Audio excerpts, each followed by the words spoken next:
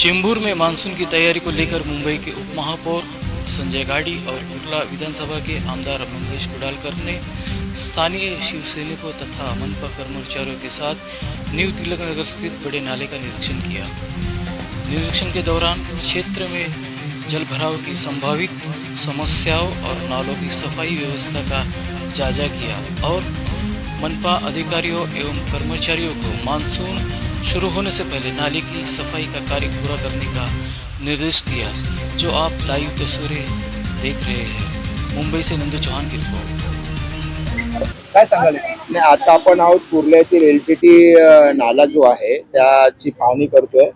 अर्धा नाला आपण त्या ठिकाणचा पाहिला तो स्वच्छ केलेला आहे। हा रेल्वेच्या कार्यक्षेत्रामधला जो नाला आहे ते मुंबई महानगरपालिकेने रेल्वेला आपण पैसे दिलेले असो आणि ते त्या इकडे नाले सफाई करतात, पण ते आता त्यांनी का केलं नाही याचा जाब रेल्वेच्या अधिकाऱ्यांना आम्ही विचारणार आहोत। आणि त्याच्या संदर्भात शुक्रवारी उपायुक्त मॅडम आमच्या नांदेडकर आहेत, त्यांच्या दालनामध्ये आमदार मंगेश कुडालकर आहेत, आम्ही सगळे त्या ठिकाणी त्या बैठक घेणार आहोत।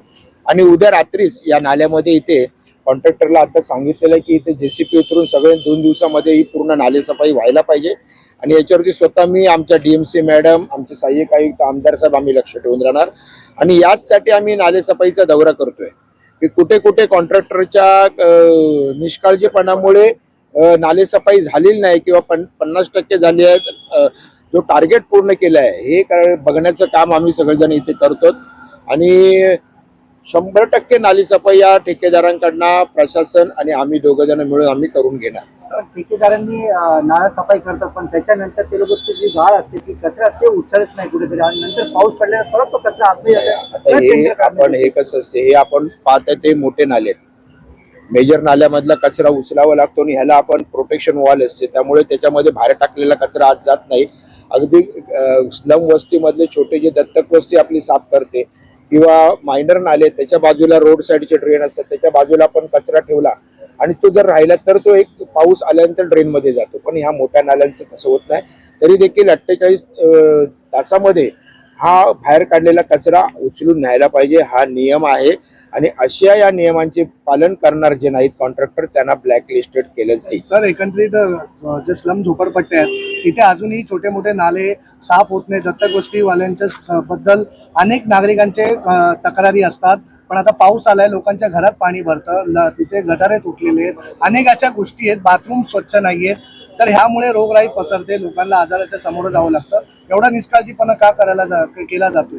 नाही, काही ठिकाणी आता काय SRAच्या वगैरे एक बिल्डिंग झालेल्या आहेत, तुटलेल्या आहेत, स्लम तुटलेल्या आहे किंवा रिडेव्हलपमेंटच्या निमित्ताने तिथे बिल्डिंग तुटलेली आहे, त्यामुळे तिथलं डेब्रिज, आता मी काल बँड्रा विधानसभा क्षेत्राचा पाणी दौरा केला, तिथे SRAचा प्रोजेक्ट आहे तो तिथे तुटल्यामुळे तिथल्या जे आमचे मेन आउटलेट आहे तो बंद झाला आणि स्लम मधलं मागचं सगळं आतमधले गटर चोकअप झाले। मी त्यांना निर्देश दिलेले की सगळे दत्तक वस्तींकडनं तुम्ही साफ करून द्या। आणि प्रत्येक नगरसेवक नगरसेविकांना मी हात जोडून विनंती करेन की आपण कुठच्याही पक्षातले असाल, आपण कृपया आपल्या वॉर्डमधले सगळे स्लम विभागामधले दत्तक वस्ती, त्याला आम्ही SMPA म्हणतो, त्यांच्या संस्थांच्या माध्यमातून छोटे गटार आहेत ती साफ करा। मायनर नाल्याचे जे कॉन्ट्रॅक्टर त्याला बरोबर घेऊन त्या ठिकाणी साफ करा। आपल्या विभागामधले मेजर नाले असेल तिथेही जाऊन पाहणी करा। जिथे जिथे तुम्हाला अडचण किंवा मदत लागेल तिथे तिथे आम्ही उपमहापौर म्हणून आहोत, प्रशासनाचे अधिकारी सगळे आपल्याला मदत करायला तयार आहेत। आमचे आमदार देखील आपल्या विधानसभा मतदारसंघामध्ये लक्ष ठेवून आहेत।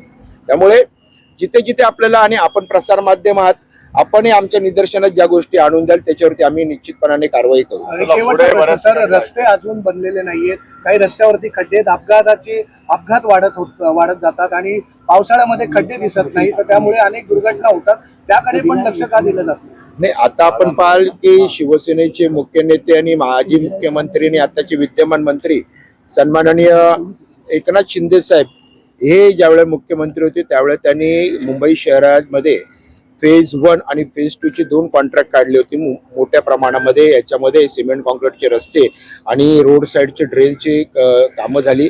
आता फेज 3चं आपण टेंडर प्रोसेसमध्ये आहे, ते पावसाळ्याच्या नंतर होईल आणि मुंबई शहरातले 100% रस्ते हे सिमेंट कॉन्क्रीटचे होतील, म्हणजे मुंबई शहर एक खड्डेमुक्त होईल।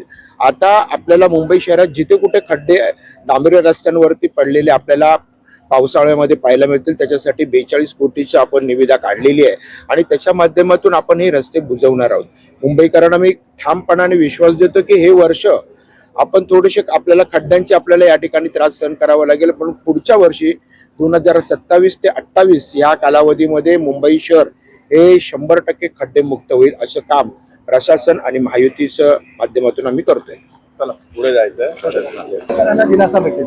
त्या नक्कीच या बाबतीमध्ये माननीय उपमहापौर यांच्या समवेत महापालिकेचे अधिकारी आहेत आणि माझा उद्देशच तो आहे की कुर्ला विधानसभेतली सर्व नाली दाखवायचे आणि जिथे जिथे साफसफाई झाली नाही ती करून घ्यायची, याच उद्देशाने आजचा दौरा आहे. तर आपण पाठपुरावा केला अनेकदा अनेक गोष्टीवरती, पण आता पावसाळा आलेला आहे, पावसाळ्याने हजेरी दिलेली आणि अशामध्ये लोकांना कुठेतरी भीती आहे की परत पाऊस पडल्यानंतर पावसाचं पाणी कुठे घरात येऊ नये. आणि लवकरात लवकर जेवढं होईल तेवढं आम्ही अधिकाऱ्यांच्या पाठी लागून आणि कॉन्ट्रॅक्टरच्या मागे लागून हे काम पूर्ण करून घ्यायच्या उद्देशानेच आजच्या या दौऱ्याला आपण सुरुवात केलेली आहे आणि लवकरात लवकर जेवढं विधानसभेतील नव्हे तर मुंबईतील आम्हाला जेवढे नालेसफाई अधिकारी करता येईल तेवढं करण्याचा आमचा प्रयत्न.